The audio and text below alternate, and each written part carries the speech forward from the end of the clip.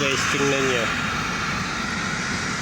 yung ano, parang radiator, binalot siya ng ice. Ayan o, nakita nyo, ayan, binalot siya ng ice.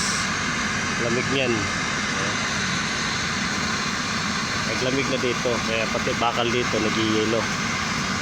Nakita nyo, muusok sa sobrang lamig. Ayan, ice yan guys, ice yan. Puto ko para maniwala kayo. Ayan, ice yan. Ayan. Pati bakal lumalamig siya. Ayan o, binalot, nabalot na ng yelo.